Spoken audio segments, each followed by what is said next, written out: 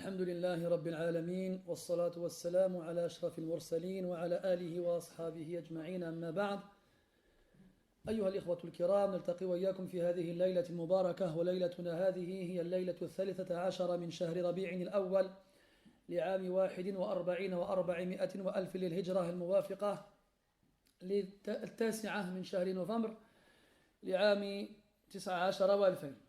كعادتنا نلتقي في ليلة الأحد لننشر المصحف بين أيدينا ولنقلب صفحاته المضيئة ولنستمتع بالقراءة والتلاوة، وهكذا نزداد علما بمعاني كلام الله عز وجل ونزداد إيمانا على إيماننا بإذن ربنا عز وجل. وكنا قد استفتحنا في الدرس الأخير تفسير سورة قريش،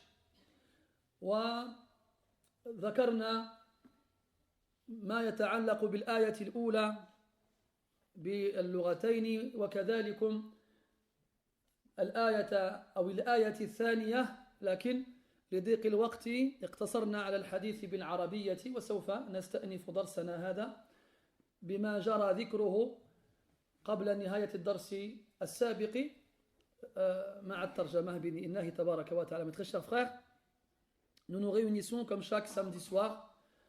Nous sommes dans la 13e nuit du mois de Rabi' al-Awwal, c'est-à-dire le 9 novembre 2019. Comme chaque samedi soir et ainsi que le dimanche soir, nous ouvrons le Coran en espérant ne pas l'ouvrir seulement 2 fois par semaine. Et on tourne les pages de ce livre merveilleux qui contient la parole d'Allah subhanahu wa ta'ala. Et ils tous regardés, hein. On est curieux, hein.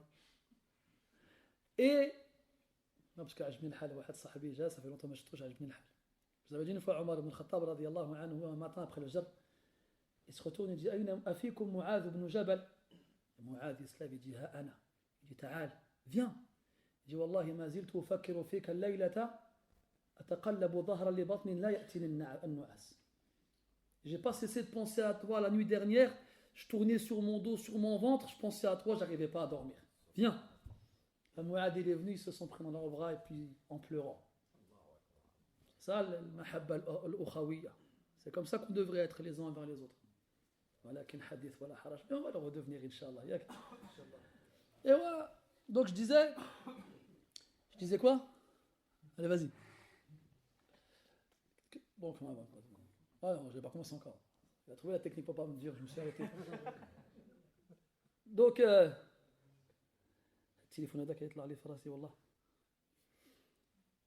donc on ouvre le Coran et on lit la parole d'Allah Azza wa Jal et on essaye de comprendre l'essence du Coran et ainsi augmenter sa science et ainsi augmenter sa foi, bi'idhnillah, bien entendu, si Allah nous le permet. La semaine dernière, on avait pu commencer une nouvelle sourate Quraysh, et nous avons longuement parlé du premier verset en arabe et en français, puis ensuite nous nous sommes attardés sur le second verset, cependant en arabe seulement, parce que faute de temps, on n'a pas pu passer à la traduction. Donc on va commencer aujourd'hui avec la traduction du second verset avant de continuer avec le reste de la sourate. Donc طبعا قبل الشروع في الترجمة كعادتنا نلخص ما سبق ذكره تلخيصا موجزا إن شاء الله تعالى ثم نتكلم عن الباقي. Donc comme d'habitude, avant de commencer, on va faire une légère synthèse de ce qu'on a dit précédemment. On va essayer de faire ça brièvement et après on passera donc à la suite. Donc sourate Quraysh, on avait dit plusieurs choses concernant cette sourate-là. Déjà, c'est une sourate mécoise chez la majorité des savants, mais pas selon tout le monde. Puis on a dit que cette sourate-là avait un commencement particulier, débutait différemment du reste des sourates. Et on avait longuement parlé de la grammaire. On avait bien fait comprendre que de ce genre de sourate-là, sans base grammaticale, on ne peut pas la comprendre. C'est pas possible. Et même les traductions Et bien entendu, moi je ne jette pas la pierre sur les traducteurs. Je connais ce travail-là, je sais que c'est très difficile. Surtout quand tu veux donner, c'est-à-dire un équivalent en termes de quantité au public francophone. Parce que vous savez, quand vous achetez un livre à la librairie français, traduit d'un livre arabe, vous le trouvez d'une certaine taille. Et quand tu compares des fois à l'œuvre originale, tu as l'impression qu'ils font la même taille. Mais non. Dis-toi que les traductions françaises sont des résumés. C'est des résumés. On ne peut pas traduire l'œuvre originale entièrement, c'est pas possible, il faudrait des volumes. Des volumes. Ala sabil al-mithal, ils nous ont traduit un livre d'Ibn Qayyim rahimahullah qui s'appelle Madarij al-Salikin. Madarij al-Salikin. Ce livre-là en arabe, l'original, d'une version à une autre, variera entre 2, 3, voire 4 volumes. Moi, je l'ai à la maison 4 volumes en arabe. 4 volumes quand même. En français, on a un seul gros volume. Un seul. Toi, tu vois le livre, il est épais, tu dis, oh, machallah, tout le livre, il est dedans. Non. Là-dedans, tu dois avoir à peine les 2 tiers, et encore, je suis gentil, du livre. Il y a beaucoup moins en général. Et comme on a déjà dit souvent ici en France, ici dans le cours, traduire, c'est un peu trahir. Tu n'auras jamais réellement ce qui est voulu. Et on les comprend. Parce que les livres gros, ils font peur aux gens. Tu arrives dans la librairie, tu vois un livre épais comme ça, tu dis, oh, laisse tomber, je ne finirai jamais ce livre-là. Alors tu te prives d'un bien énorme. Et comme les traducteurs, les libraires, les éditeurs, c'est des commerçants, ils vendent, ils achètent et ils gagnent leur vie comme ça, ben, ils vont proposer au public un produit qui leur correspond. Et c'est comme ça qu'on fait perdre la valeur de la science. Vous savez, avant, la science n'était pas un produit qu'on pouvait acheter dans les librairies. La science était pour les étudiants. Des gens qui n'avaient pas peur de lire beaucoup de pages, de les apprendre ou de les écrire. Aujourd'hui, on a démocratisé la science. On l'a rendue accessible au public. Et comme le public, il est difficile, il est exigeant, alors on se plie à ses exigences. Et on s'adapte. Et résultat, qu'est-ce qui perd? C'est la science. C'est la science qui perd de sa valeur. Parce que comme tout le monde a accès à la science, on ne connaît pas la valeur de la science. Et comme la science ne cesse d'être réduite et résumée et extraite de l'original, on a l'impression qu'elle est facile. Elle n'est pas facile. Elle n'est pas facile. Il y avait un savant qui s'adressait à ses élèves en arabe, une fusha, d'une éloquence que même les Arabes ne comprenaient pas. On dit, ya Sheikh, inzil ilayna. Il leur a dit, bal antum, is'adu ilay. Ils lui ont dit, ya Sheikh, descends un peu vers nous, nous on est déconnectés. Il leur a dit, non, c'est à vous de monter vers moi. Je vous avais raconté une fois un poète qui était connu pour faire de la poésie très très très compliquée. Et les poètes, ils rentraient chez les émirs, chez les princes, ils les couvraient d'éloges avec des poésies. Comme ça, ils les flattaient et en contrepartie, ils leur offraient des récompenses. Et il y avait ce poète-là, il avait un arabe très très très mu'aqqad, très compliqué.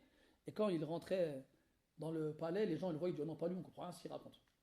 Voilà, c'était un aïb à l'époque. Ça ne se faisait pas de montrer que tu ne comprends pas.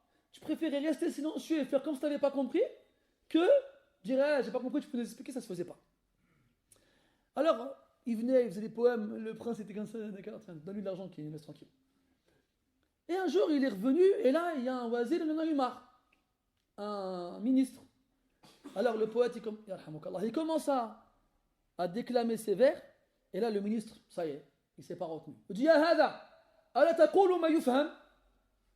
Vas-tu nous dire ce qu'on pourrait comprendre? Et là, le poète lui répond sur le coup, wa anta, ala tafhamu ma yuqal? فأبهته وأسكته. Il lui a dit, et toi, vas-tu comprendre ce qu'on dit? Et qui a gagné cette joute verbale? Eh bien, c'est le poète.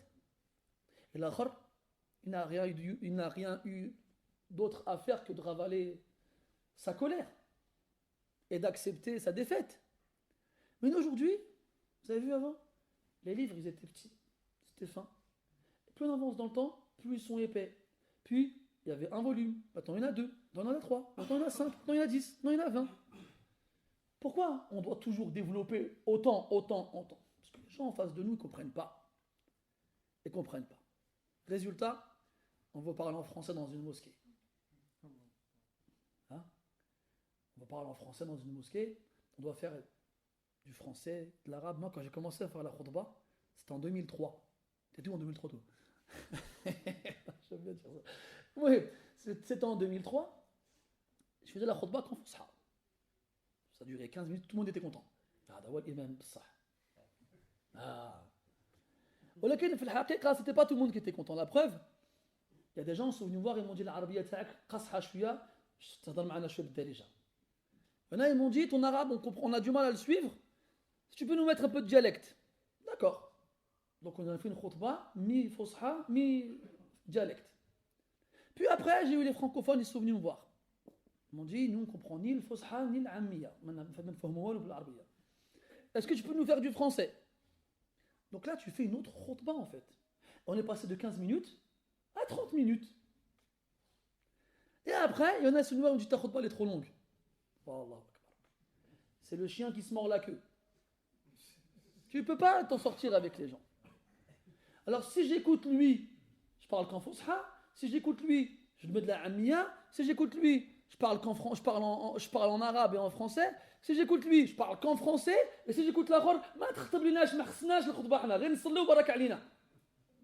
en a toujours qui vont dire des trucs comme ça. Mais la khutbah c'est bon, on s'en fiche de ce que tu racontes de toute façon. On raconte que le cheikh l'imam Tahir ibn Ashur rahmatullah alayh, il a fait la khutbah la plus qasira de l'histoire de la khutbah. Il est monté sur le minbar. Il leur a dit les femmes qu'il y a dehors, c'est les vôtres? Ils ont rien répondu. Il leur a dit la khayra fi man yatruku imra'atahu takhruju min baytiha. أقول قولي هذا وأستغفر الله لي ولكم أقيم الصلاة. Voilà. Il leur a dit c'est vos femmes là qui sont dehors en train de se balader là? Personne n'a répondu, tu vois. Et là, il leur a dit quoi? Il n'y a pas de bien chez un homme qui laisse sa femme se balader comme ça. Allez, fais la prière. 30 secondes temps chrono. Tu imagines, toi, je fais une khutbah comme ça aujourd'hui? Hein? Alors tu restes, d'abord l'imam بالصح. Mashallah, 30 secondes, mashallah. Comme قال واحد l'imam, il est venu d'un pays arabe. Il est rentré dans la mosquée comme ça, écoutez bien. Il leur a dit, en France, dans 93, c'était dans les années 90. كل من يلبس البنطال فهو كافر.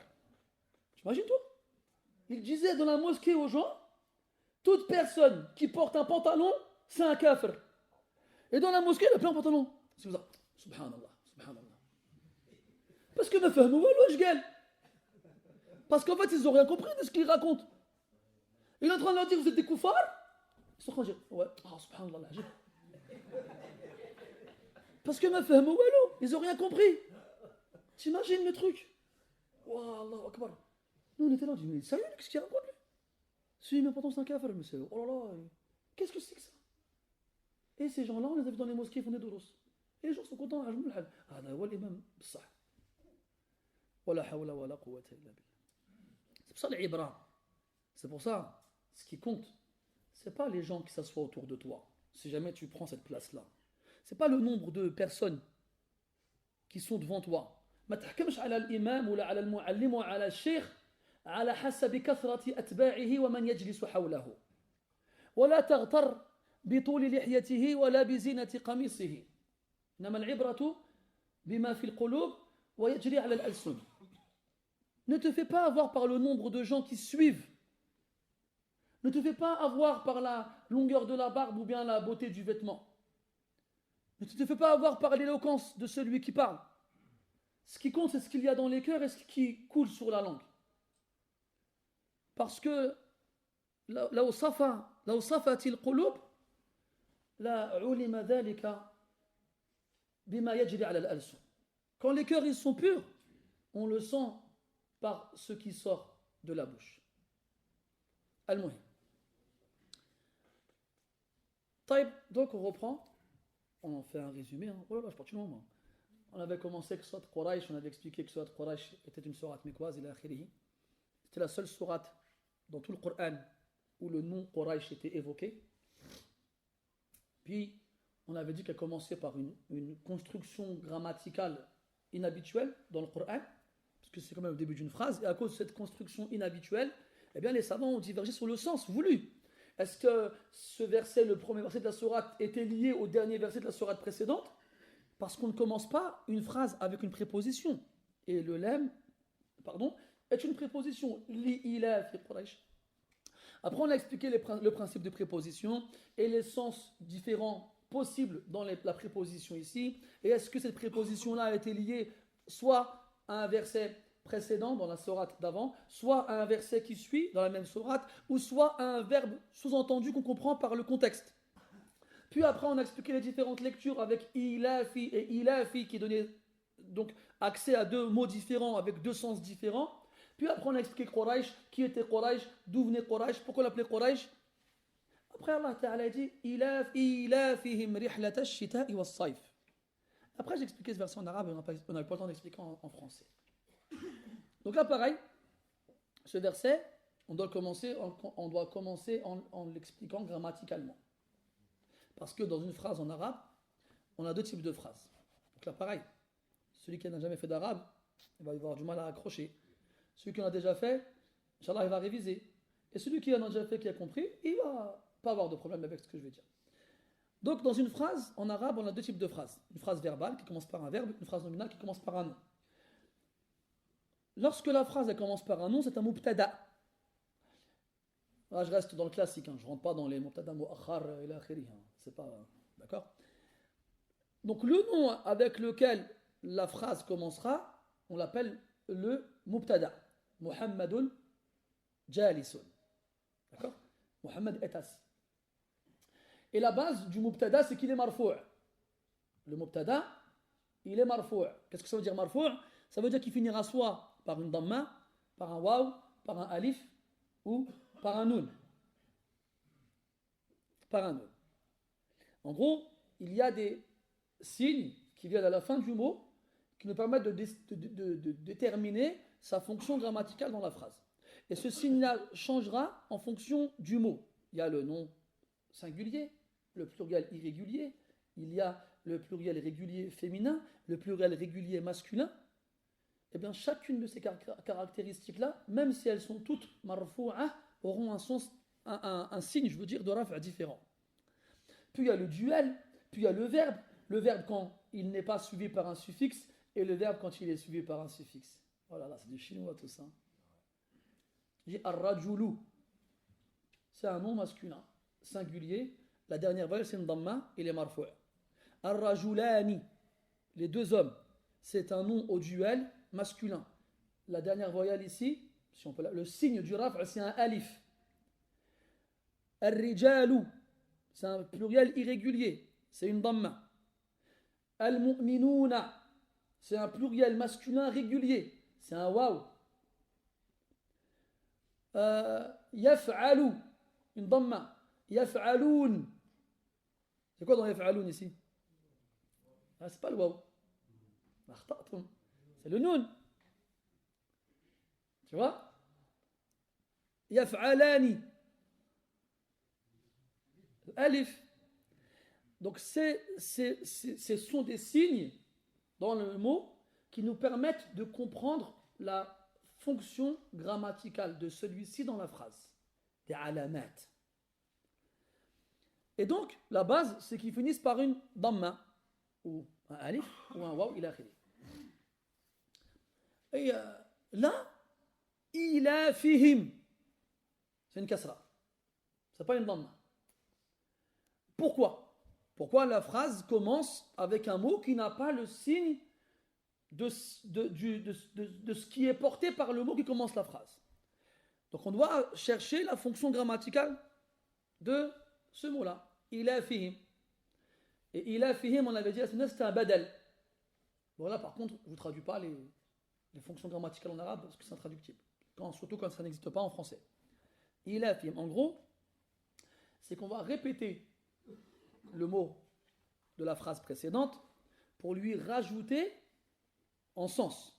Donc le but du badal ici, du substitut, c'est al-bayan, mettre en évidence le sens. Parce que dans le premier verset, li-ilafi Quraysh, on a parlé de l'ilaf. On avait dit que l'ilaf, c'était soit l'i'tiyad, l'habitude, l'accoutumance, le fait de faire une chose régulièrement, ou soit al-ilf. C'est plutôt ça, c'est dans ce sens-là, al-ilf bimana al-i'tiyad, pardon, ou al-ilaf bimana al-ijtima', le fait de se regrouper, de se retrouver ensemble. Donc là, les deux sens se sont voulus. Le regroupement régulier. Le regroupement régulier de qui? De Quraysh. Et le lam ici, on a dit qu'il indiquait ta'adjub. Il indiquait, selon l'avis d'Ibn Jarir, rahmatullah alayh, il indiquait l'étonnement. En gros, le verbe sous-entendu, c'est étonnez-vous du regroupement habituel de Quraysh. Et là, toi qui ne connais pas les adat, les habitudes, les coutumes de Quraysh, tu as le droit de te demander de quel regroupement il s'agit, de quelle habitude il s'agit. Alors Allah, il y répond dans le verset suivant. Ilafihim, leur regroupement habituel, qui a eu lieu quand? Ash-shita'i was-sayf. En hiver et en été. Donc bien entendu, en arabe comme en français, comme chez la plupart des gens, on a 4 saisons dans l'année. On a l'hiver, on a l'été, puis on a entre les deux al-kharif, l'automne, et al-rabi', le printemps. Mais on parle essentiellement de ces deux périodes parce que ce sont celles dans lesquelles les changements climatiques ils sont les plus intenses. En hiver, il fait froid, en été, il fait chaud. Donc, ce ilaf de Quraysh, on sait qu'il a lieu fi shita, en hiver, wa fi sayf, en été. Et donc là, ici, Allah tabaraka wa ta'ala te donne comme information ça. Tu dois faire avec. Mais ça ne nous suffit pas à nous, qui ne connaissons pas les habitudes de Quraysh, qui ne connaissons pas pourquoi ces saisons et pas d'autres. Alors on est obligé de retourner à l'histoire et à la culture des Arabes. Alors là, on va dire plusieurs choses. Premièrement, c'est que Quraysh, comme vous le savez, vivait à Mecca. Et que, comme vous le savez, la Mecque est une terre aride sur laquelle rien ne pousse. Allah dit dans le Coran, dans Surat Ibrahim, Rabbana, inni askantu min dhurriyati biwadin ghayri dhi zar'in inda baytika al-muharram. Ô mon Seigneur, j'ai fait habiter ma descendance dans une vallée où rien ne pousse, auprès de ta demeure sacrée, la Kaaba. Donc, c'est une terre aride où rien ne pousse. Il n'y a pas de champs, il n'y a pas d'agriculture, il n'y a pas de plantation, il n'y a rien. Alors, Quraysh, pour se substanter, pour s'approvisionner, pour vivre, devait obligatoirement voyager pour s'approvisionner et ainsi pouvoir vivre à la Mecque sans ressentir de manque. Et donc, en Arabie, dans la péninsule arabique, avant l'islam, les Arabes étaient très... comment les décrire? Beaucoup d'entre eux étaient des brigands et n'avaient ni foi ni loi et s'attaquaient les uns les autres. Donc quand il y avait des caravanes qui sortaient pour le commerce, eh bien, ils se faisaient attaquer. Donc au mieux, ils se faisaient voler leurs marchandises ou ils se faisaient enlever. On va revenir sur ce point-là, il est important parce qu'on va y revenir par la suite. Ils se faisaient enlever. Ah là, ils se faisaient enlever moyennant rançon, demandaient des rançons pour libérer. Ou au pire, ils se faisaient tuer. Donc c'est-à-dire, il vient, il te dépouille, et il te tue, et il part. C'était adi chez les Arabes. Il n'y avait pas de sécurité dans les rues. Il n'y avait pas de sécurité dans les chemins. D'ailleurs, c'est pour cela que les Arabes préféraient voyager de nuit. Et ce principe-là, il est resté dans l'islam. Le prophète a dit sallallahu alayhi wa sallam, man khafa adlaj. Wa man adlaja balagha al-manzil. Adlaja, c'est الفعل المشتق من الدلجة. الدلجة وهو الليل إذا اشتد ظلامه. الدلجة, c'est le nom qu'on donne à la nuit quand les ténèbres sont les plus obscures possibles.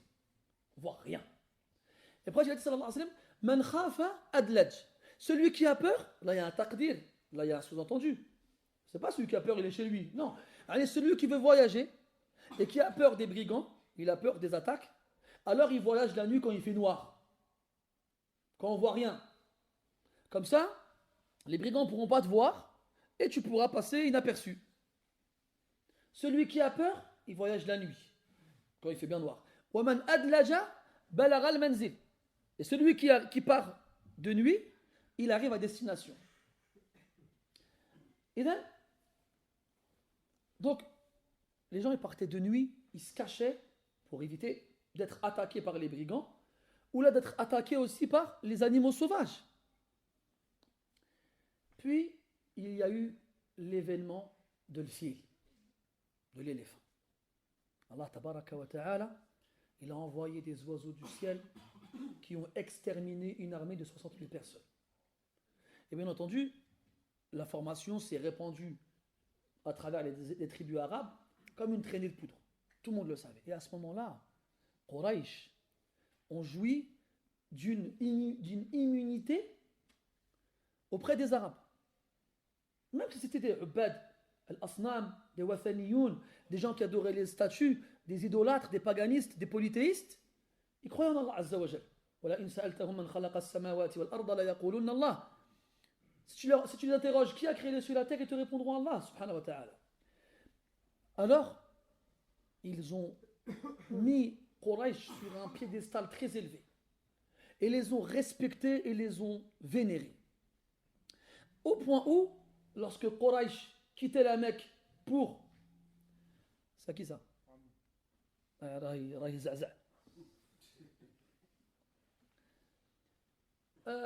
Pour aller justement faire leurs provisions, eh bien, les gens, quand ils les arrêtaient, min ayna antum, vous êtes d'où vous? Min Quraysh. Ah, voilà, tu peux partir. Personne ne s'attaquait à eux. Parce qu'après cette histoire-là, on appelait Quraysh Ahlullah. Ya salam. On appelait Quraysh Ahlullah. Yani le peuple. Tfadal, tfadal. Le peuple d'Allah, les élus d'Allah, l'élite d'Allah. C'est qui Ahlullah عند المسلمين? C'est pas faux, mais encore. C'est pas faux, mais encore. C'est pas faux, mais encore. أحسنت أهل القرآن. قال النبي صلى الله عليه وسلم إن لله أهلين من الناس. قالوا من هم يا رسول الله؟ قال أهل القرآن هم أهل الله وخاصته. Qui sont-ils? Après l'akh il a dit les muttaqis. Cheikh il a dit awliya'ullah. Ou l'akh il a dit l'anbiya, on peut pas. Mais normalement, حامل القرآن من المتقين ومن أولياء الله. Normalement. صلى الله عليه وسلم. Non, apprendre le Coran, c'est pas tout. Le Coran, il faut l'appliquer. Et il faut l'appliquer bien. Ni avec extrémisme, ni avec laxisme.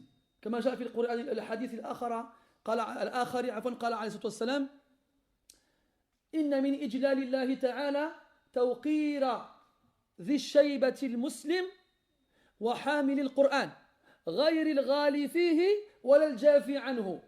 Fait partie de la vénération d'Allah. Le fait de respecter celui qui a le cheveu blanc parmi les musulmans et celui qui porte le Coran en son sein. Mais pas n'importe qui. Ni celui qui exagère, ni celui qui le délaisse. La ifrat ou la tafrit. Sans extrémisme, sans laxisme. Quand tu trouves celui-là, et tu trouves en lui de la taqwa, et tu trouves en lui, Inch'Allah ta'ala, تتوسم فيه سمات الخير والصلاح فهو من أهل الله وهو الذي ينبغي أن يوقر. تفضل. على كل حال. Donc, juste faites le parallèle. Quraysh, les Arabes de l'époque, qui s'entretuent pour un oui, pour un non, qui s'attaquent sans craindre de répercussions, ils considèrent Quraysh comme étant Ahlullah parce que ce sont les habitants de la Mecque au moment où Allah il a sauvé la Kaaba. Qu'est-ce que alors on doit dire aux musulmans avec ceux parmi eux qui apprennent le Coran? Ceux parmi eux qui enseignent le Coran. Ceux parmi eux qui expliquent le Coran. Qu'est-ce qu'on doit dire alors? Normalement, les musulmans devraient être avec eux, avec Ashab le Coran, plus que les Arabes de l'époque ne l'étaient avec Quraysh. Les Arabes de l'époque, sans foi ni loi, quand ils disaient vénérer tout ce qui touche de près ou de loin à Allah Azza wa Jal, ils ne mentaient pas. Ils ne mentaient pas. Une caravane, elle arrive, ils attaquent tout le monde. Il ne faut pas de différence. Ils s'en fichent. Ils te volent ce que tu possèdes, ils t'agressent, ils t'enlèvent ou ils te tuent. Mais il suffisait que ce soit un Qurashi pour qu'ils laissent tranquille. Ah, hum ahlullah, khallu sabilahum. Ce sont les gens d'Allah, laissez-les tranquilles. Alors, on a dit les Arabes, à ce moment-là, ils ont respecté Quraysh. Et Quraysh, ils ont profité de ça. Parce qu'on sait très bien, nous, Allah tabaraka wa ta'ala, quand il a sauvé la Kaaba, il a sauvé la Kaaba ou il a sauvé Quraysh? Il a sauvé la Kaaba. Quraysh, c'est pas des dommages collatéraux, c'est des avantages collatéraux. Ça.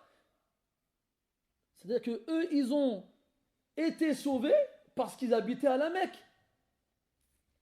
Mais ce ne sont pas eux pour qui Allah il a sauvé la Mecque.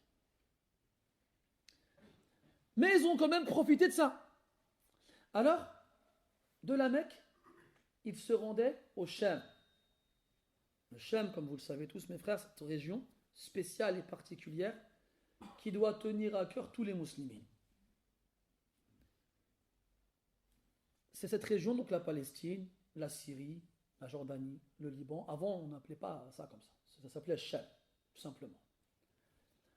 Donc déjà parce qu'il y a Bayt al-Maqdis, là-bas, d'accord, à Jérusalem, la mosquée du dôme, du rocher, celle d'où le prophète a fait son voyage, son ascension céleste, al-Mi'raj.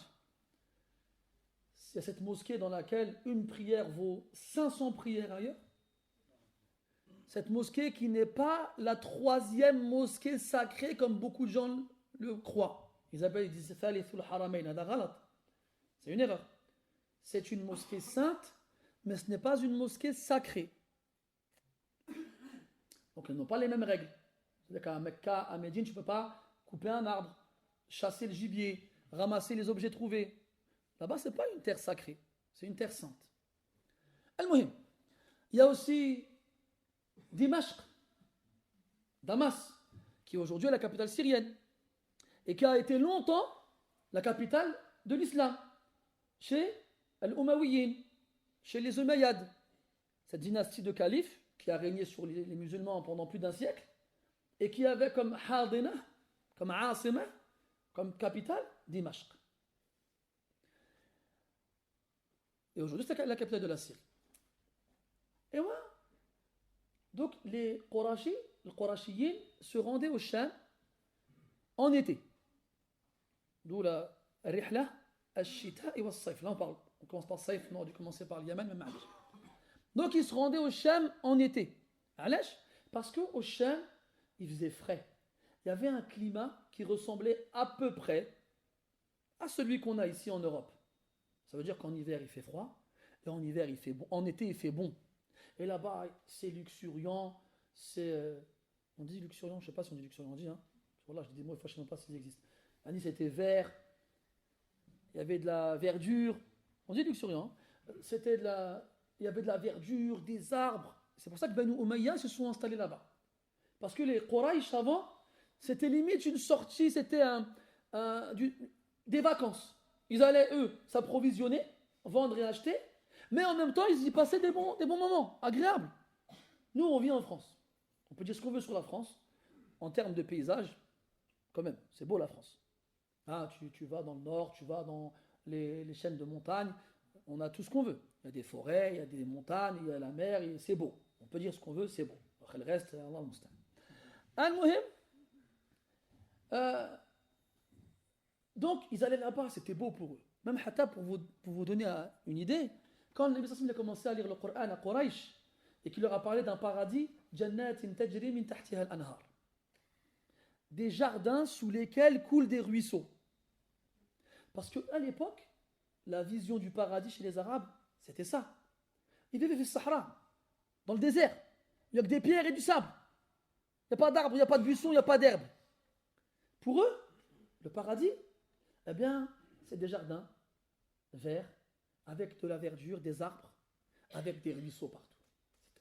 Pour eux, c'était ça le paradis. Et quand Abu Jahl et les autres, ils entendaient le Coran, ils disaient Ya'iduhum Muhammadun bi jannatin tushbihu tilka al-jannat allati nazuruha 'inda rihlatina ila ash-Sham. Ils leur disaient, les uns les autres, ils leur disaient Mohammed leur promet des jardins meilleurs que ceux qu'on trouve au Sham lorsqu'on s'y rend pour nos voyages annuels. Pour eux, c'était le top, le summum. Et là, tu comprends, comme certains savants l'ont dit, que cette image de Jannat, c'est une base. Certains savants ont dit que dans l'intellect, dans le mental, le aql al-bashari, de l'humain, l'image qui se rapproche le plus de ce qui est paradisiaque, eh bien, c'est tout ce qui est vert, avec des ruisseaux, avec des arbres fruitiers. C'est ça, la vraie image paradisiaque. Aujourd'hui, c'est quoi pour toi l'image paradisiaque? C'est une plage avec du sable blanc, avec une mer bleue, azur, turquoise, avec un ou deux palmiers pas loin de toi, une noix de coco, tu plantes dedans une paille et un parasol avec un truc allongé. Ça, c'est ça pour nous la vision du paradis. Mais cette vision-là, en vrai, elle est nulle. Parce que ton sable, il colle à la peau. Il est chaud.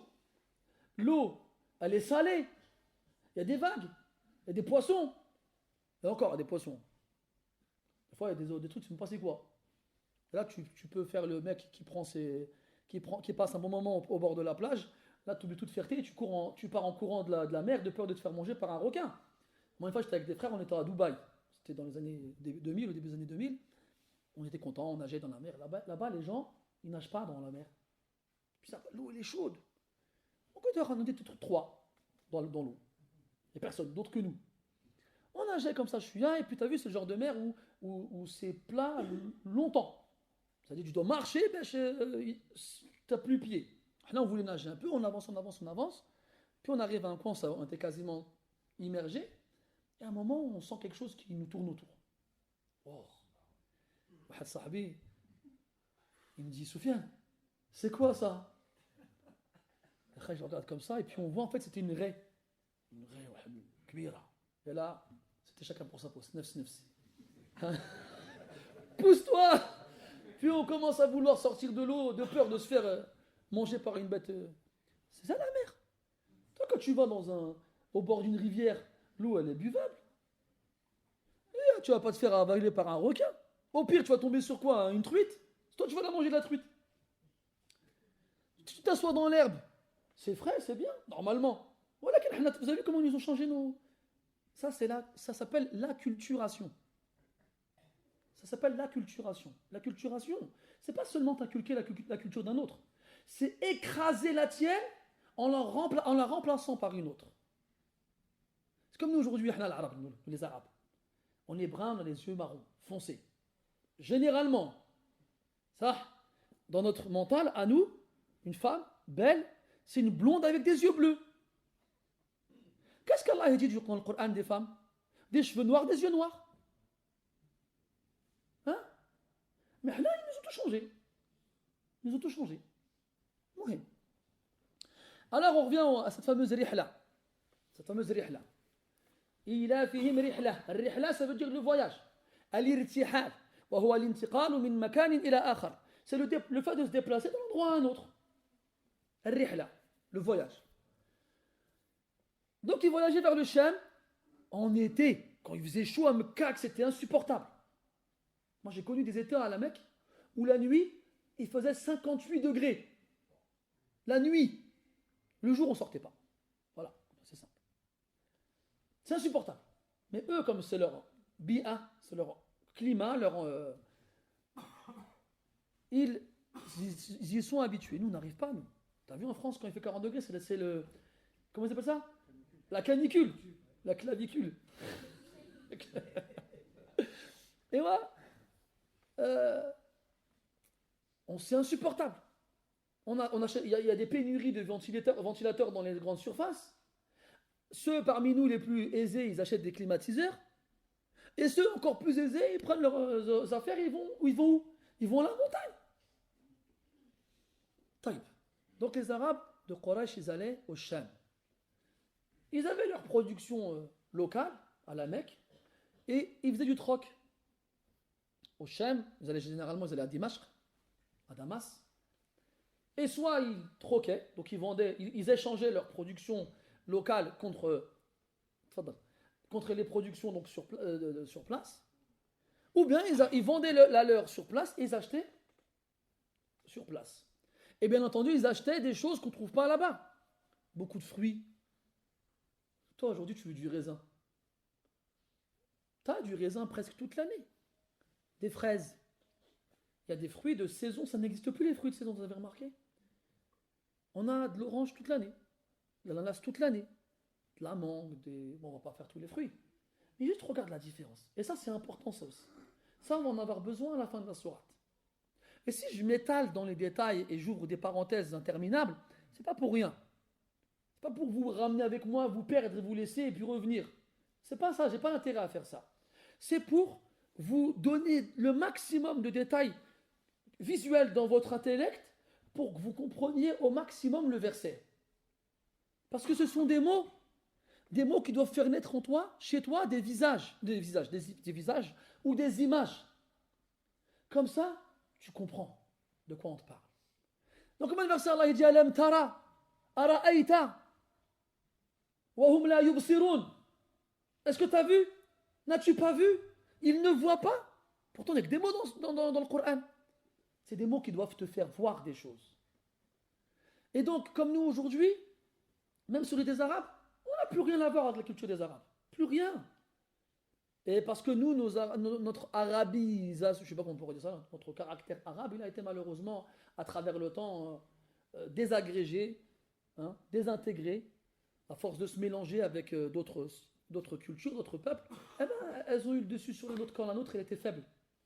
Vous savez qu'il existait une époque au Moyen-Âge en France, en Europe, où, croyez-le ou non, les Français s'habaillaient comme les Arabes. Et il n'y avait pas un Arabe chez eux.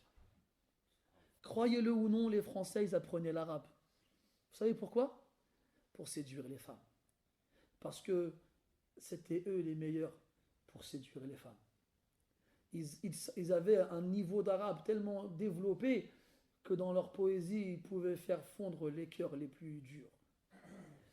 Et donc, je ne me souviens plus, mais j'ai lu sur Internet des paroles attribuées à des grandes personnalités de l'époque, en France ou ailleurs, qui se désolaient et se lamentaient de voir la jeunesse européenne imiter les Arabes, jusqu'à apprendre leur langue et à s'habiller comme eux, parce que chez eux, à l'époque, c'était les Arabes qui avaient atteint le sommet de la civilisation. Regarde, on en est arrivé où aujourd'hui? Regarde. On en est arrivé à une époque où les Arabes ne se contentent pas seulement de s'habiller comme les autres, mais ont honte de s'habiller comme eux. Ils ne veulent plus. Il ne va pas à l'Olympia, il ne va pas au théâtre, il va à la mosquée. Il va à la mosquée. Il dit non, t'as vu, je ne peux pas me mettre en camis, c'est on en est arrivé là. Et ça, c'est dû à l'absence de culture. On n'a aucun lien avec notre histoire. On n'a plus de culture, plus aucune. Moi, je suis un Marocain. J'ai grandi en France. Mais je connais rien moi du Maroc. Enfin, jusqu'à il n'y a pas longtemps. Parce que je trouvais ça, comment dirais-je, honteux. Comment moi je connais Charlemagne, Charles Martel, Pépin le Bref, Louis XIV, Louis XVI, Napoléon et tous les autres. Et je connais pas moi Idriss Al-Awwal, ou bien je connais pas moi Ibn Tashfin, ou bien je connais pas moi Ibn Toumert, ou bien moi je connais pas moi Al-Mourabitoun, Al-Mouwahidoun. Je connais pas ces gens-là. Je connais pas l'histoire de mon pays. Je connais pas les capitales historiques. Je sais pas ce qui s'est passé là-bas. Eh bon là. Il a fallu que je me réveille à 25, 26 ans pour me demander ce qui s'est passé dans mon bled. Wa alaykoum salam wa rahmatullah. Et malheureusement, c'est pas moi. Moi, limite, j'ai une excuse. J'ai pas grandi là-bas, j'ai pas été à l'école là-bas, je connais pas ce qui s'est passé là-bas. Mais quand tu sais que beaucoup, dans les générations précédentes, très peu ont eu la chance d'aller à l'école. Très peu ont eu la chance d'apprendre. Donc on est issu d'une génération qui a été éloignée de la culture, de leur culture. On leur a pas appris à lire et on leur a fermé la porte à la culture. Donc ils ne pouvaient pas nous transmettre cette histoire-là. Mais heureusement, walhamdulillah, cette histoire elle est toujours accessible. Il faut juste aller la voir. Il faut juste aller la voir. Al-Shahid, c'est qu'on doit, maintenant on doit expliquer aux Arabes et aux autres, à tous les musulmans, parce que cette histoire-là, l'histoire de Quraysh, c'est pas l'histoire des Arabes, c'est l'histoire des musulmans. Parce que dans le Coran, Allah Azza wa Jalla ne s'adresse pas aux Arabes, il s'adresse aux musulmans. Donc que tu sois un Arabe ou que tu ne sois pas un Arabe, tu es un musulman, ça te concerne. Parce qu'Allah Ta'ala, il te parle dans le Coran. Donc quand il te dit Ila fihim rihlata ash-shita'i was-sayf, tu dois savoir de quoi il s'agit, de quoi il en retourne, qu'est-ce que ça signifie. Mais toi, depuis quel âge tu connais Surat Quraysh? Adam, tu as 8 ans, c'est ça? Tu as 8 ans. On va dire que tu apprends Surat Quraysh à 8 ans. Eh bien, il a 8 ans. Inch'Allah Ta'ala, je te souhaite une longue vie dans l'obéissance d'Allah Azza wa Jal. Et tu auras 60, 70 ans. Et tu diras à tes petits-enfants, moi, à 8 ans, je connaissais Surat Quraysh. Surat Quraysh. Ah ouais, je dis, ça veut dire quoi Quraysh? Ma'ala balish. Hein? T'imagines? Tu dis à ton grand-père, il dit, ouais, ana rani hafid Quraysh min zman. Il dit, moi, je connais Quraysh depuis, j'ai 8 ans. Ah ouais, ça veut dire quoi, Amir Quraysh? Oh, ma'ala balish. Je sais pas. Ça fait 60 ans que tu connais un mot, tu t'es jamais demandé, ça veut dire quoi? Quand même. Ça fait mal ça. Comment ça se fait?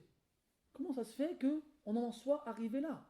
Ils disent, khabarun sahih, que le Nabi Sassim, quand il arrive à Médine, il a fait un pacte avec les tribus juives, avec les tribus juives qui vivaient à Médine déjà avant.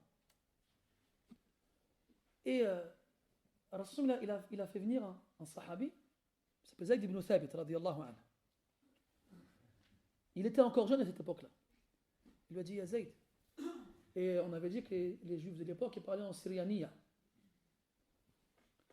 C'est un dérivé de l'hébreu. Il lui a dit, apprends leur langue. Comme ça, quand ils parleront entre eux, ou bien ils liront des textes, j'aurai une sécurité. En combien de temps il a appris Zayd, syrianiya? En moins de 2 semaines. En moins de 2 semaines. Et il y a un autre, dont j'ai oublié le nom, pendant une expédition militaire à l'étranger, il s'est fait emprisonner. Il était en prison. فَتَعَلَّمَ لُغَةَ الرُّومِ وَالْقَيْدُ فِي يَدَيْهِ فِي أَقَلَّ مِنْ شَهْرٍ. Est-ce que vous comprenez ce que je viens de dire?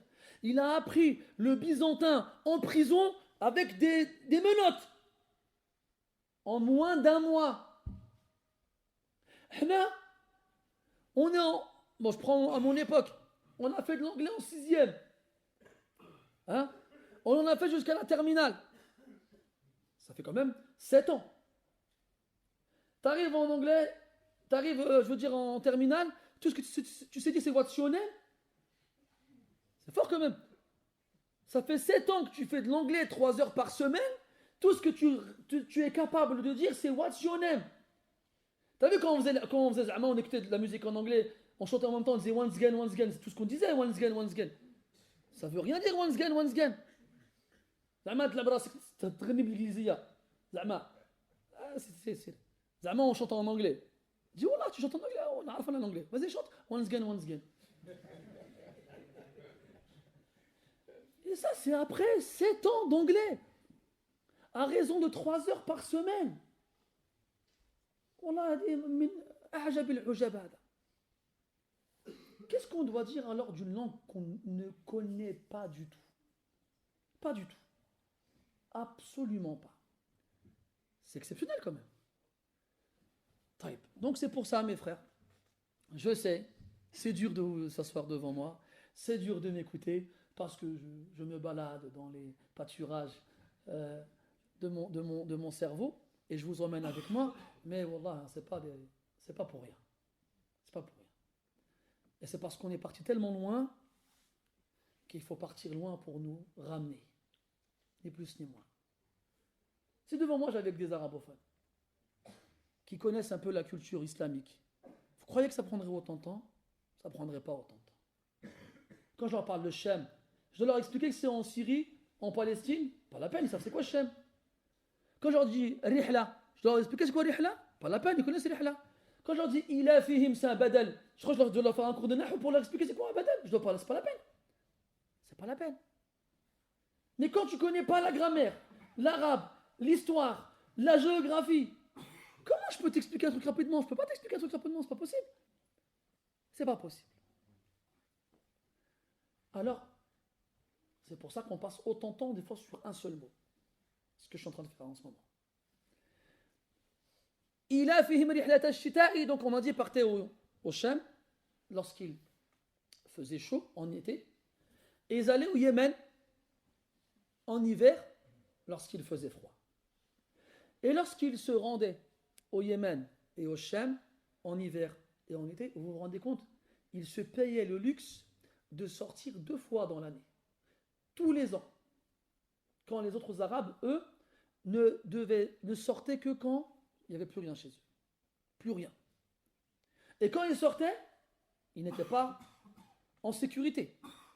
Ils pouvaient se faire attaquer du jour au lendemain. C'est pour ça que les Arabes, on a les Bédouins, les nomades, et on a les citadins.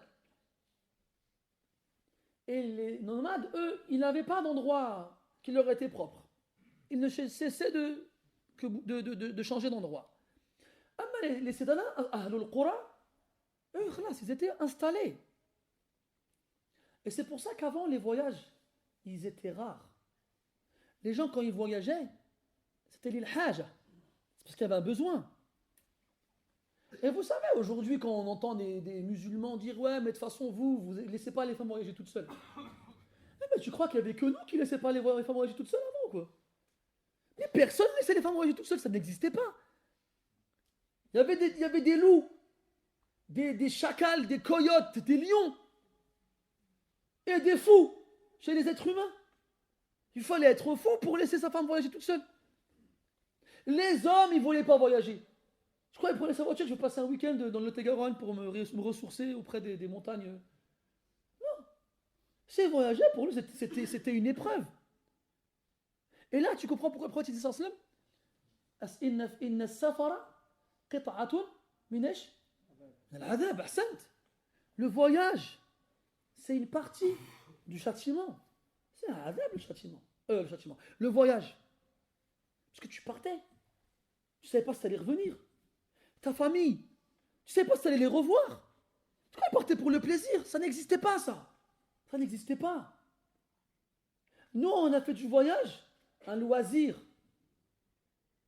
C'est parce que les causes qui faisaient qu'avant les gens ne voyageaient pas n'existent plus. Et c'est pour ça que beaucoup de fuqaha, ils ont appliqué sur le hukm que je viens de vous donner tout à l'heure, la qa'ida, al-hukmu yaduru ma'a illatihi wujudan wa adama. Le jugement accompagne, tourne avec sa cause en présence et en absence. Et c'est pour ça que beaucoup de fuqaha autorisent à la femme de voyager toute seule, avec des conditions. Lorsque les conditions elles sont réunies, alors elle peut voyager. Parce que les causes qui lui ont rendu le voyage interdit à un moment ou à un endroit ne sont plus présentes. Et ça, ce que je viens de vous dire, il ne faut pas non plus le dire à n'importe qui. Parce qu'aujourd'hui, ça m'est déjà arrivé, tu as Karima, 22 ans, elle dit est-ce que je peux voyager est-ce que j'ai le droit de voyager toute seule? Non. Zif Allah. Alash. Parce qu'elle, elle va aller voir Zubida et Khadija, et elles vont se taper un week-end en Espagne. T'as rien à faire en Espagne, ma soeur. Ce qawl-là, il faut le comprendre aussi. Il y en a, ils vont jouer avec les paroles des ulama. Ils vont dire, Akhi, qawlul jumhur jawazu as-safari lil mar'ati bidun mahram. C'est réel. C'est-à-dire que chez la plupart des ulama, la femme a le droit de voyager sans mahram. C'est une réalité. Avec des conditions, premièrement. Mais attention, est-ce que ça veut dire qu'on dit ça à n'importe qui? Ça, on le dirait, mathalan, à une femme veuve qui veut faire le hajj. Elle n'a pas de mahram. Vas-y. On lui dit, elle, on lui dira ça. Amma l'autre, elle veut faire pomper up en Espagne avec ses copines. Non. Une femme jeune, elle n'a rien à faire en Espagne toute seule sans mahram. Rien à faire. Et on n'en a rien à faire qu'on nous dise, ils ne laissent pas leur femme sortir. Et après, tape la tête avec le mur. Ça ne changera rien à notre vie. Ni plus ni moins. Expliquez-moi à ce moment-là pourquoi on empêche nos enfants de sortir quand il fait nuit. On a peur pour eux. Oh là là. On a des enfants ici, des petits là. Tu sors quand il fait nuit, toi? Tu sors pas quand il fait nuit. Quand on était petit, nos parents ne faisaient pas sortir quand on était petit. Quand il faisait nuit, je veux dire. Trop le dar, yallah. À partir d'une certaine heure, tu ne restes pas dehors. Oh là là. Pourquoi? Ah non, c'est pas juste, hein. Il faut laisser les enfants sortir quand ils veulent. Qu'est-ce qui fait qu'on ne laisse pas nos enfants dehors à une certaine heure? C'est parce qu'on a peur pour eux. Il peut leur arriver quelque chose, c'est dangereux dehors. Eh ben, de la même façon, on a peur pour nos femmes, on a peur pour nos filles. C'est la même chose. Il n'y a aucune différence. Même si cette femme, on lui fait confiance, même si elle est pieuse, même si elle est vertueuse, qu'est-ce qui la met à l'abri qu'on l'agresse? Qu'est-ce qui la met à l'abri qu'on l'agresse? C'est comme quand on entend Flana, elle s'est fait agresser dans un parc. Ah ouais, au début, on est touché. Après, il était 1h du matin. Qu'est-ce que tu faisais là-bas à 1h du matin? Même les hommes, ils se font agresser à 1h du matin dans les parcs. Oulala. L'agresseur, à ce moment-là, c'est sûr qu'il va préférer agresser une femme parce qu'elle est plus vulnérable. Mais l'agression à ce moment-là, dans un parc où il n'y a personne, elle est logique. Oulala. Il faut arrêter de croire que toutes les règles concernant les femmes, elles sont contre les femmes. C'est parce qu'on les décontextualise, on les sort de leur contexte. Et moi, j'en ai marre de devoir toujours expliquer ces choses-là. Non. C'est pas contre la femme. C'est pour la protéger. Ni plus ni moins. Bref. Donc le voyage là-bas, c'était pas un loisir. Aujourd'hui, on a fait du voyage un loisir. On l'a appelé le tourisme. Et dans le Coran, Allah Ta'ala dit At-ta'ibun al-abidun al-hamidun ish as-sa'ihun. As-sa'ihun. As-sa'ih. Ça veut dire de saha yasihu. Comment on appelle le tourisme en arabe aujourd'hui? Siyaha. Le tourisme. On a appelé en arabe le tourisme siyaha du verbe saha, qui veut dire voyager, parcourir la terre. Donc c'est une bonne appellation. Lakin, dans le verset, as-sa'ihun, qu'est-ce que ça veut dire? La majorité disent que c'est as-sa'imun. Ce sont ceux qui jeûnent, pas ceux qui voyagent. Allah dit dans le Coran, fasihu fil ardi arba'ata ashhur. Voyager sur terre pendant 4 mois. Ces 4 mois-là, ce n'est pas n'importe quel 4 mois. C'est quel mois? C'est les mois sacrés. Là où ils sont en sécurité. Et à qui Allah s'adresse? Il s'adresse aux mouchriquines. Pendant la période de trêve. Il ne faut pas sortir les versets de leur contexte. Et as-sa'ihun dans le Coran, selon l'avis majoritaire des mufassirin, ce sont les jeûneurs, as-sa'imun, ceux qui jeûnent. Parce que, qu'est-ce qui nous pousse à dire que as-sa'ihun ici, c'est pas as-siyaha, mais c'est as-siyam. C'est parce que c'était pas min adat al-arab as-safar. les Arabes ne voyageaient pas pour rien. Soit ils voyageaient pour commercer, soit ils voyageaient pour faire la guerre. Bas, c'est tout. Pas d'autres possibilités. Et nous, regardez aujourd'hui. Après, on nous sort des versets. أفلم يسيروا في الأرض فينظروا كيف كان عاقبة الذين كانوا أو الذين من قبلهم. On nous sort des versets du genre ne vont-ils pas voyager sur terre afin qu'ils voient comment ont fini ceux qui les ont précédés. Donc ici, nous disons Allah, il nous appelle à voyager sur terre. Oui, bien entendu. Mais pour quelle raison? Est-ce que c'est pour prendre des photos devant le Sphinx? En mode comme ça? En faisant des selfies? Avec des lignes de soleil? Non, mon frère. Quand Rasul il est passé dans la vallée de Qawm Lut, qu'est-ce qu'il leur a dit? Il a dit لا تمرون بهذا الوادي إلا وأنتم إيش؟ باكون مخافة أن يصيبكم ما أصابهم. Que personne d'entre vous ne traverse cette vallée, là où se trouvait auparavant le peuple de Lot et a été châtié, qu'en pleurant, de peur qu'il ne vous arrive ce qui leur est arrivé. Tu pleures tant que tu vas devant les pyramides? Tu pleures tant que tu vas devant Petra? Vous connaissez Petra en Jordanie? Hein? C'est Ad, Manazil Ad, là où il y avait Ad, ceux qui construisaient leurs maisons dans les montagnes. Tu pleures tant que tu vas dans la mer morte ou bien tu fais la planche? Tu vois, j'arrive à faire la planche. Tu connais la mer morte? Vous savez, le principe de la mer morte, c'est la mer la plus saline, celle où il y a plus de sel. Il n'y a pas de poissons là-bas. Il n'y a pas de vagues non plus. Tu peux faire la planche. Les gens, ils vont là-bas, ils font quoi? Quand ils n'arrivent pas à faire la planche, ils coulent quand ils font la piscine. Alors quand ils vont là-bas, qu'est-ce qu'ils font? Ils font la planche, et puis ils se prennent en photo. Ah, j'arrive à faire la planche. Ya akhi, Allah, il a noyé Pharaon, là où tu te trouves là. Toi, tu fais la planche. C'est ça le tourisme. C'est ça. C'est pas ça le tourisme. Ce tourisme-là, on ne veut pas. On n'en veut pas. On n'en a pas besoin, ce tourisme-là. On n'en a pas besoin. Tu veux aller sur place, te dire Subhanallah, il y avait l'autre ici, il y avait les anges, il y a toute cette terre-là, elle a été enlevée jusqu'au ciel, elle a été retournée et rejetée, puis mitraillée avec des pierres qui venaient du ciel. Tu dois te dire ça? Non, ça te fait ni chaud ni froid. Tu es là, il y a un gars qui vend des glaces et des frites, tu vas te prendre des frites, et tu regardes, tu dis, oh, c'est beau ici, hein? Viens, fais un selfie. C'est ça. On n'en a pas besoin. Et après, tu te fais plaisir. Tu pars 6 mois, tous les 6 mois, tu vas dans un bled différent. Tu fais des photos. Après, tu les montres à tes copains, à ta famille. Et après, Wallah, on vit dans le luxe. Wallah, on ne s'en rend pas compte, on vit dans le luxe. On a des sites internet qui nous proposent des promotions. Des fois, tu ne demandes rien à personne. Tranquille, tu ne demandes rien à personne. Tu reçois un mail.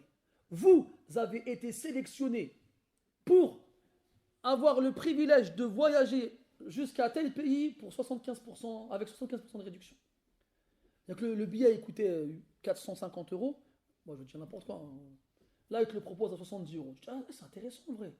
Après, tu shawar zawja, tu dis, viens, on va au Québec. Allez, qu'est-ce que je vais faire au Québec, moi? Mais le billet coûte 75 €. C'est une occasion. Toi, avant que tu reçoives ce mail, jamais tu t'es dit je vais aller au Québec. Jamais. Et là, tu commences à te dire, peut-être c'est l'occasion.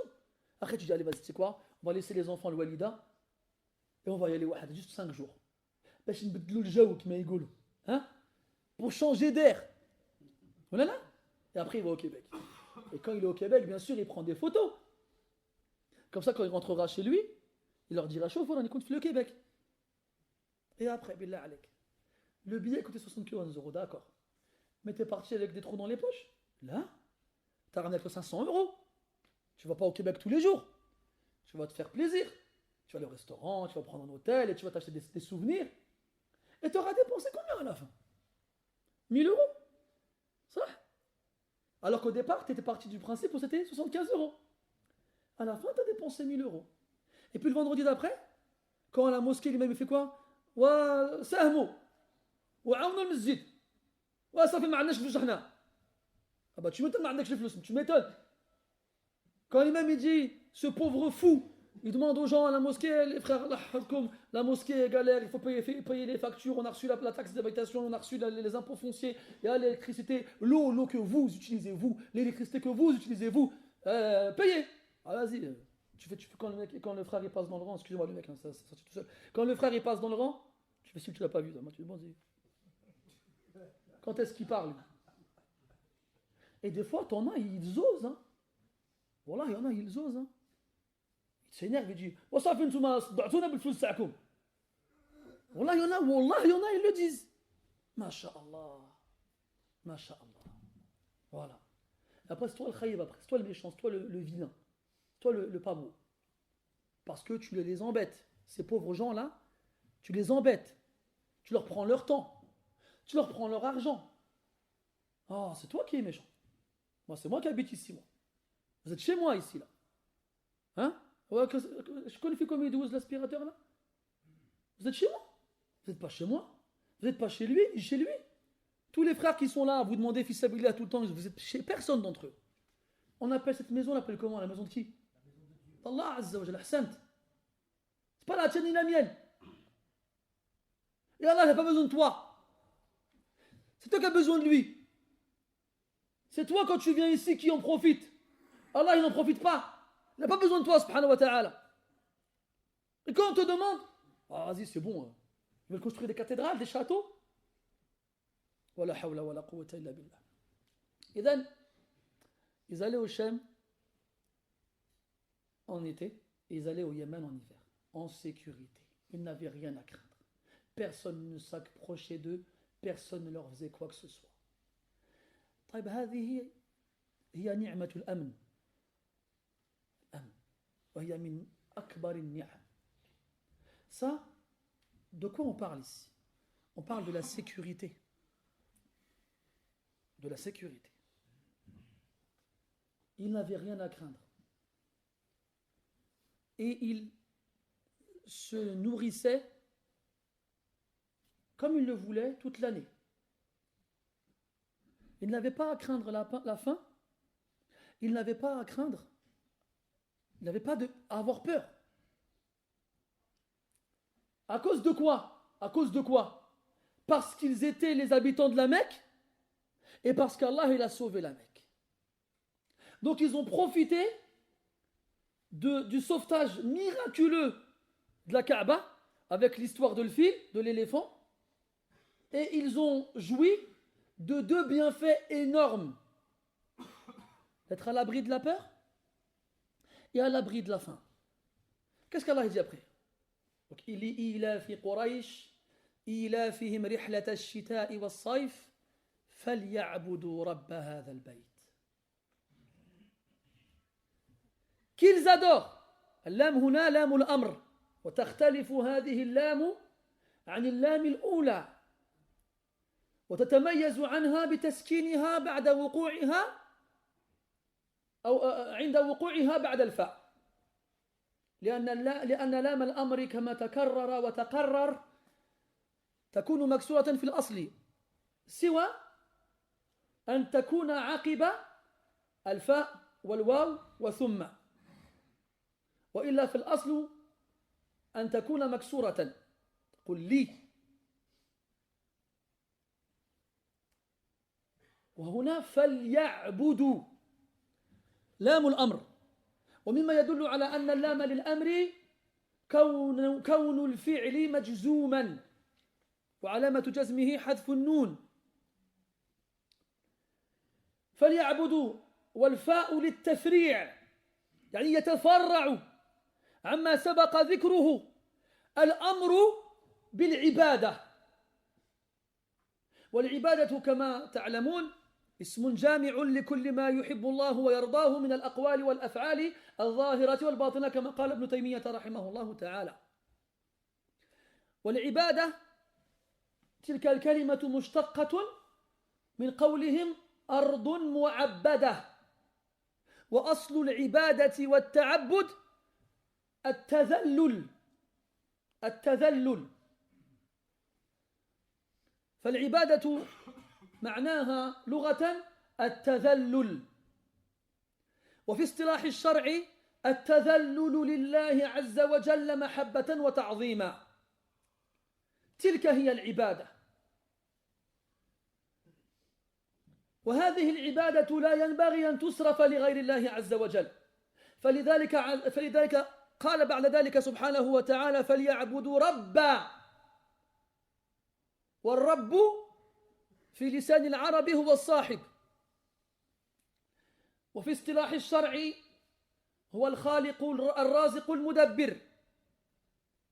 هذا هو الرب عز وجل.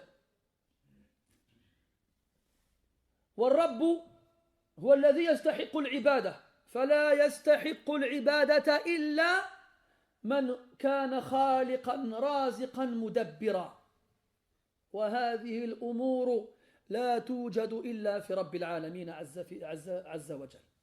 فلذلك كان أوجب الواجبات توحيد رب الأرض والسماوات، وبالتالي كان أشد المحرمات الشرك بالله عز وجل. قال فليعبدوا رب هذا البيت. لماذا أضاف البيت إلى الرب بواسطة اسم الإشارة؟ لأن العرب في هذا الزمان كما تعلمون كانوا يعبدون الأصنام. وسبق معنا عند تفسيرنا لسورة الفيل أو لسورة الفيل يجوز الوجهان أن أبرهة عندما قدم الطائف خرج إليه أشراف هذه المدينة قائلين أن الطائف فيها بيت اللات وليس فيها بيت الله الذي هو الكعبة. فكان في كل قرية بيت يقوم بمثابة المعبد الذي يعبد فيه تلك الآلهة، تعبد فيه تلك الآلهة الباطلة. فلذلك قال الله عز وجل رب هذا البيت، وعين حتى لا يذهب الذهن بعيدا فيقول أنا أعبد رب بيت قريتي، فالأمر موجه إلي على هذه الحيثية، وهذا غير مراد طبعا. رب هذا البيت، وطبعا الرب عز وجل هو رب كل شيء، وهو رب هذا البيت ورب غيره، لكن حتى لا يذهب الذهن بعيدا عين وفصل سبحانه وتعالى. رب هذا البيت، وهذا البيت كما تعلمون هو الكعبة. فأمر الله عز وجل قريشا بعبادته، بل بإفراده، تفضل، بإفراده بالعبادة. كيف استمتعتم واستفدتم بنصرة الله عز وجل لهذا البيت حتى صرتم تذهبون وتؤوبون إلى منازلكم آمنين وتسافرون بعيدا لأجل تجاراتكم وتقتتون وتتزودون من غير أن يتعرض أحد إليكم بسوء ولا مكروه، ثم تصرفون العبادة لغير الله سبحانه وتعالى. ما أقبح كفركم وما أشد إنكاركم وما أبعد شأنكم. هذا هو المراد. Après qu'on ait compris cela, que Quraysh jouissait quand même d'un privilège qu'on ne trouvait chez personne à leur époque. Il vivait à un endroit où rien ne poussait. Ou qui se trouve au milieu du désert. Et il devait traverser la péninsule arabique entière, 2 fois par an, sans craindre quoi que ce soit de la part des brigands. Il voyageait en sécurité. Il n'avait rien à craindre. Ils mangeaient chez eux à la Mecque du raisin qu'ils avaient acheté à Damas. Nous, c'est chez nous, vous savez, ça ne parle pas ça. Ben, nous aussi, on mange du raisin ici. Ouais, mais toi, tu comprends pas, toi. Parce que nous, ces choses-là, elles sont devenues banales. Elles sont devenues classiques. Tu vois tous ces poids lourds qui créent des embouteillages sur le périphérique et qui t'insultent parce qu'ils roulent tout doucement. Tu sais pas, il y a quoi dedans, toi? Il y a des cargaisons de mangue qui viennent du Brésil, d'oranges qui viennent d'Algérie, je sais pas moi, de cerises, de litchis qui viennent de Chine. Tu te rends compte, toi? Toi, tu prends ton caddie, tu mets ton jeton, tu mets plus à 2 pièces dedans maintenant. Tu mets ton jeton, tu vas faire tes courses. Qu'est-ce que tu regardes? Billah alaikum, franchement, est-ce qu'on regarde la provenance des légumes et des fruits qu'on achète? C'est rare les gens qui font ça. Nous, on regarde quoi? Le prix. C'est pas cher, c'est bien. Hein? Alors, il y a des fraises. À 2 euros la barquette, 500 grammes, c'est pas mal. Tu prends 3 barquettes. Mais les enfants, ils n'aiment pas les fraises quand il n'y a pas la crème chantilly. Tu prends la crème chantilly. Après, avant celui-là, du aneb. L'aneb, c'est cher un peu quand même. En été, c'est moins cher. Mais en hiver, ça commence à devenir cher. C'est quand même 3 euros le kilo à peu près, tu vois. Mais des fois, tu as envie de manger du aneb. Allez, vas-y, je vais l'acheter, je vais le manger tout seul, les enfants vont pas le manger. Arrête, achète des raisins. T'avances celui-là, il y a de la mangue. Oh, il y a de la mangue. Après, la mangue, t'as vu, elle n'est pas bénina quand ils ramènent de la mangue d'ici. Quand tu manges la mangue là-bas, c'est pas pareil. Mohim, allez, vas-y, je vais me faire un peu d'exotisme, je vais m'acheter une mangue. Hein? Je vais mettre une chaîne où il y a une plage, je vais mettre le chauffage à fond, et je vais faire style je suis à la plage. Après, tu manges de la mangue. Et voilà, ça t'a duré combien de temps? Une demi-heure? Non, ça, t'as des fraises, t'as des légumes, t'as tout ce que tu veux. Après, tu rentres chez toi, tu penses à dire Alhamdulillah ala had al-khayrat. T'es là en train de manger, bah, tu te comme un défda. Tu croasses comme un crapaud. Après, tu dis quoi? Hamdoul. Mais pas Hamdoullah pour toutes ces khayrat. Hamdoullah parce que tu as rempli ton ventre. Et c'est même pas un vrai Hamdoullah, c'est même pas. Toi, Hamdoullah, toi, tu aurais dit merci, tu aurais dit pardon, tu aurais dit Hamdoullah, c'est pareil. Tu sais pas ça veut dire quoi. Tu comprends pas son sens. Tu te dis pas que si Allah il avait voulu, tu mangerais des pierres. Tu mangerais du riz blanc comme 30% ou la 40 ou la 50 ou la 60% de gens sur terre. Voilà, une fois j'ai vu un reportage d'un pays africain, des enfants, ils faisaient des galettes avec de la terre. Ils faisaient des galettes avec de la terre, Wallah, il a mangé, Uqsimu lakum billah, il a mangé. Toi t'es là, on te ramène du poisson pané, de la purée, des cuisses de poulet, des spaghettis. Tu dis j'aime pas ça moi, je veux pas manger ça. Tu fais le difficile. Subhanallah. Mon père il me raconte quand il était petit, il a grandi dans une ferme. Dans une ferme. Il m'a dit, nous, à l'époque, le halib, c'était du luxe. Le lait, mais je te fais un mot. Dans une ferme, il y a des vaches, il y a des brebis. Tu peux avoir du lait. Tu crois qu'il le buvait? Non. Il le vendait, il réchauffait. Il m'a dit, quand il y avait du lait, c'était bien. Bah, vous buviez quoi, vous, sabah? Ah, tiens, du thé. C'est ça, petit déj. C'est tout. Toi, t'es là, on te ramène des gâteaux. Bon, des fois, je vais au marché pour faire plaisir aux enfants, j'achète des gâteaux. Mais ils ne les mangent pas. Je suis punaise, ça, à mon époque, un jour, ils ne les font pas. Un jour. Une fois, j'étais chez moi, j'ouvre un placard, je trouve un pot de Nutella. Voilà, croyez-moi pas, il a fait 6 mois le pot de Nutella. Je dis, waouh, t'es mazel amr. 6 mois. Moi, à l'époque, là, nous, on avait le pot, t'as vu, tu rentrais ta cuillère dedans, il se cassait en deux. T'as connu ce Nutella, là? C'est Nutella plat, c'est pas Nutella. On plantait dedans la cuillère, elle se tordait. On était contents quand il y avait ce Nutella là. Parce qu'on ne connaissait pas la khor. Pour que tu comprennes, Allah dit فَلْيَعْبُدُوا رَبَّ هَذَا الْبَيْتِ. Ya akhi, le dernier verset c'est quoi? On va faire vite, faire rapidement, on y reviendra après dessus. الَّذِي أَطْعَمَهُم مِّن جُوعٍ وَآمَنَهُم مِّن خَوْفٍ. Celui qui les a nourris après qu'ils aient eu faim et les a mis en sécurité après qu'ils aient eu peur. Allah Azza wa Jalla, il leur rappelle ses bienfaits sur eux, comme il fait dans une grande partie du Coran. Comme il répète dans Surat Ar-Rahman pas moins de 30 fois. فَبِأَيِّ آلَاءِ رَبِّكُمَا تُكَذِّبَانِ.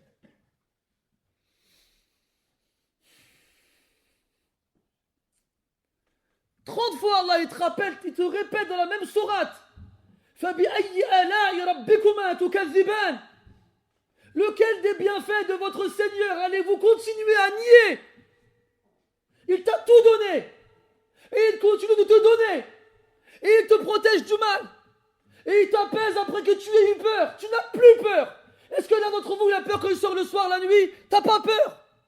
Est-ce que tu crains d'avoir faim un jour? T'as pas peur d'avoir faim? Et Allah, il a dit quoi?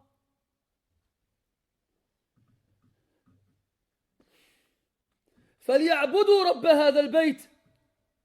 Qu'il l'adore. Qu'il adore le Seigneur de cette demeure.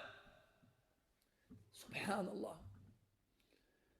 Il y a un khabar ilahi. Ce n'est pas un hadith qudsi. Pourquoi je dis ça un khabar ilahi? Parce que certains salafs, ils l'ont trouvé dans les anciens livres. Des gens du livre. Ça dit Inni wal insu wal jinnu fi naba'in ajib. أخلقه ويعبد غيري وأرزقهم ويشكر سواي خيري إليهم نازل وشرهم إلي صاعد أتحبب إليهم بالنعم ويتبغضون إلي بالمعاصي. C'est une parole attribuée à Allah Azza wa Jal qu'on trouvait dans les anciennes écritures. Allah il dit dans cette parole qui lui est attribuée, ma situation avec les êtres humains et les djinns elle est étrange. Je les crée et ils adorent autre que moi. Je les nourris et ils remercient autre que moi. Mon bien ne cesse de descendre vers eux. Et leur mal ne cesse de s'élever vers moi. Je me fais aimer à travers eux. Je me fais aimer à eux à travers mes bienfaits. Et ils se font détester auprès de moi à travers leur désobéissance. T'imagines-toi, si le risque d'Allah Azza wa Jal était lié à notre obéissance, on serait tous morts de faim. On n'aurait rien trouvé à manger, rien. Cette sourate-là, il a fait Quraysh. J'ai envie de dire, elle est plus pour toi que pour Quraysh. Nous, aujourd'hui, qui voyageons sans aucune crainte, on va où on veut, quand on veut. La seule peur que tu as, c'est quand l'avion il décolle et quand il atterrit. Quand il y a des turbulences et qu'il commence à se secouer. Quand tu arrives sur place, ça y est. C'est bon. Tu as une voiture, tu fais des kilomètres et des kilomètres. La seule crainte que tu as, c'est que ton moteur il serre. Tu n'as pas peur que quelqu'un il s'arrête en chemin, qu'il te plante un couteau dans le dos pour prendre tes affaires. Tu n'as pas peur. Ton frigo il est plein.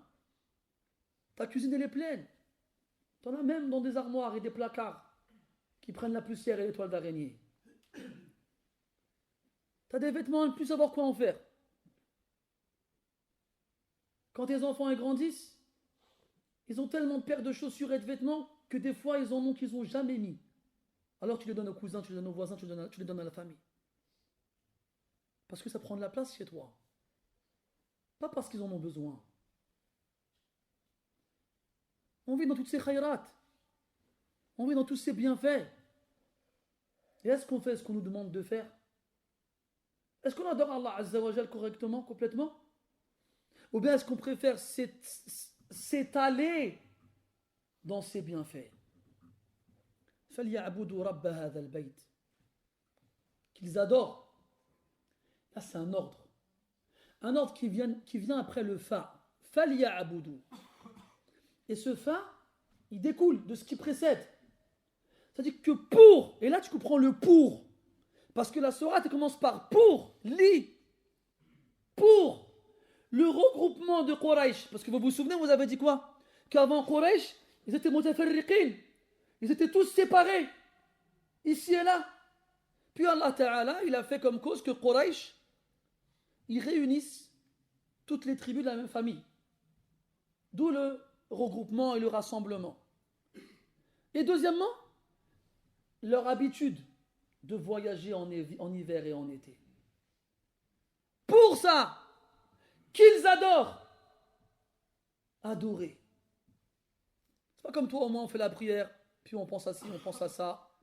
Et dès que notre religion elle est en danger face à une chose, eh bien on donne raison à l'autre chose. Parce que notre religion, comme il a dit le prophète sallallahu alayhi wa sallam, elle est composée de branches. Notre foi, elle est composée de branches. Et vous avez vu dans un broc, dans un pichet, il y a une poignée pour qu'on puisse tenir le pichet. On appelle ça en arabe urwa. Urwa. Et l'islam a plusieurs ura. C'est pluriel de urwa. وهذه العرى تنقض عروة عروة. Toutes ces anses, on appelle ça en français une anse. Toutes ces anses avec lesquelles on peut s'accrocher à l'islam vont disparaître les unes après les autres. Et quand on n'aura plus, dites-le moi mes frères, comment on va s'accrocher à notre religion? C'est chaque fois qu'on nous dit « Ah non, ça faut l'enlever ». D'accord, enlevons-le. 10 ans plus tard, « Ah maintenant il faut enlever celui-ci ». Ah bah d'accord, enlevons-le. Maintenant il faut enlever le dernier là. Il en reste plus qu'un, on vous laisse tranquille. Bah tu m'étonnes, je m'ai tout enlevé déjà. C'est comme le hijab. Pourquoi? Vous vous êtes posé la question. Iblis, il savait ce qui allait se passer si Adam et Hawa ils mangeaient de l'arbre. Allah dit dans le Coran, Ya bani Adam, لا يفتننكم الشيطان كما أخرج أبويكم من الجنة ينزع عنهما لباسهما ليريهما سوآتهما. Ô fils d'Adam, ne soyez pas tentés par le diable comme il a tenté auparavant vos parents. Il retire d'eux leurs vêtements afin de laisser paraître leur nudité. La première des choses qu'on attaque dans une civilisation, une communauté, c'est sa pudeur. Quand il n'y a plus de pudeur, il n'y a plus rien. C'est pour ça que le prophète a dit sallallahu alayhi wa sallam, إِذَا لَمْ تَسْتَحِي فَاصْنَعْ مَا شِئْتَ. Quand tu n'as pas de pudeur, alors fais ce que tu veux. Là, il n'y a plus aucune limite. Pourquoi te retenir? Dans le Coran, dans un des versets qui nous parle du voile, parce qu'apparemment il n'y en a pas, dans un des versets qui nous parle du voile, Allah Azza wa Jalla dit Ya ayyuhan nabi, قل لأزواجك وبناتك ونساء المؤمنين يدنين عليهن من جلابيبهن ذلك أدنى أن يعرفن فلا يؤذين وكان الله غفورا رحيما. Quand Allah il ordonne aux prophètes, d'ordonner aux croyantes de se couvrir afin d'être en sécurité et d'être distingué, reconnu parmi les autres. Qu'est-ce qu'il dit juste après? La illam yantahi almunafiquna walladhina fi qulubihim marad. Si les hypocrites et ceux qui ont dans leur cœur une maladie ne s'arrêtent pas, anughriyannaka bihim thumma la yujawirunaka fiha illa qalila mal'unina aynama thuqifu ukhidhu wa qutilu taqtila. Pourquoi Allah il a parlé des munafiqins juste après? Et de ceux dans les cœurs desquels il y a la maladie.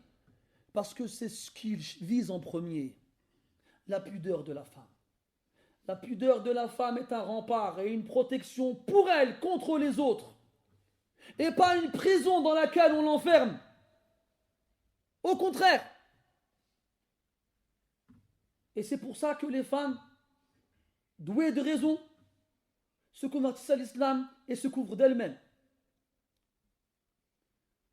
Et ainsi, tu comprends cette guerre contre le hijab. Tu la comprends. Ce n'est pas le hijab qui vise. Parce qu'une femme, quand elle laisse tomber le voile, et quand je parle de voile, c'est au sens figuré. Ce n'est pas un voile qui apporte comme les femmes musulmanes. Non, je parle de ce voile qui représente sa pudeur. Mais là, allez, comme franchement. Ils sont partis dire aux femmes, c'est rabaissant et humiliant de rester chez vous pour servir le café à vos maris. Sortez, travaillez. Alors elle sort, elle travaille, et qu'est-ce qu'elle fait? Elle sert le café à son patron. Vous l'avez là? T'as vu dans les séries toi, américaines qu'on regardait quand on était petit? Jennifer, ramène-nous un café s'il vous plaît. Elle leur ramène un café. Vous l'avez là? Donc la femme, c'est pas bien de servir le café à son mari, c'est dégradant, c'est humiliant. Mais par contre, si on lui donne un billet pour qu'elle prenne mes rendez-vous et qu'elle me ramène un café de temps en temps, là par contre, c'est pas dégradant. Agib. Alors une femme à qui on fait mettre un voile, c'est dégradant, mais qu'on la mette toute nue pour vendre un yaourt, c'est pas dégradant. Oh. Faut à un moment se frotter les yeux, se pincer et se dire mais c'est pas possible, je suis drogué, je suis hypnotisé, je suis endormi. Donc, visez, vous savez, cet acharnement contre le hijab, vous savez, c'est progressif. Ils ont commencé avec le niqab, là, ils s'attaquent au hijab. Et, à la fin, nous, on demande à Allah, il est guide. On demande à Allah, il est guide. Nous, on ne sait pas ce qu'Allah va faire d'eux. Et le Nabi sallam, il demande à Allah pour la guider. Et nous, on ne doit pas se dire moi. Nous, on doit se dire ce que le prophète lui aurait fait. Notre qudwa, notre uswa, c'est le Nabi sallallahu alayhi wa sallam. Ni plus ni moins. Le Rasoul, il n'aurait pas fait ça. Et quand on lui a dit, Ya Rasulallah, ud'u alayhim, il a dit, Allahumma hadihim wa atibihim. C'est ça la sunna du prophète sallallahu alayhi wa sallam. La sunna, on ne la suit pas quand on veut pas. On la suit tout le temps. Et donc, cet acharnement, il est voulu. Et le hijab fait partie des anses de l'islam. Ce n'est pas un pilier comme certains ont appuyé, non, ce n'est pas un pilier de l'islam. Pourquoi vous vous accrochez à ça? Subhanallah. Est-ce que tout ce qu'il y a dans l'islam, c'est des piliers de l'islam? Al-Muhim, accrochez-vous à cette anse. Ne la laissez pas filer. Parce que si elle file, vous perdrez beaucoup. Pas seulement un hijab, vous perdrez beaucoup. Quand je dis vous, je me joins à vous, bien entendu. Et notre problème à nous, c'est que dès qu'on se sent en difficulté, si ce qui doit être sacrifié, c'est notre religion, on la sacrifie. Et à la fin, on se demande pourquoi on n'a plus de religion.